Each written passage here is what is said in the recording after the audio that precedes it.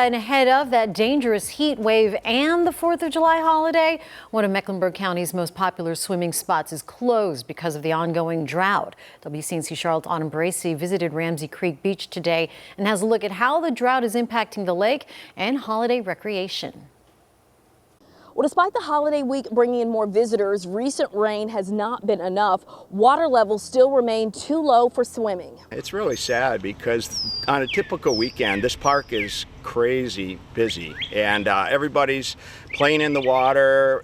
There's 4 boat launches behind me. They're all lined up with people trying to get their boats in the water. With Ramsey Creek Beach closed since it was supposed to open Memorial Day weekend, Jim and area boater says it's keeping about half the usual visitors off the water. This closure is also catching many people by surprise, with beachgoers arriving only to find the swim area closed because of low water levels. And we came here and we got here, and as soon as we come in the park, it said the beach is closed due to a drought. I mean, it's disappointing, but we'll still have fun. Here in the Carolinas, Logan Stewart with Duke Energy says recent rounds of heavy rain have helped, but it's still not enough. The Catawba Watery River Basin Lake system remains in a stage 2 drought, with water use restrictions still in effect across the region. You're talking about Lake Norman, which is one of the bigger lakes, and I think a lake that a lot of people in the greater Charlotte area are familiar with.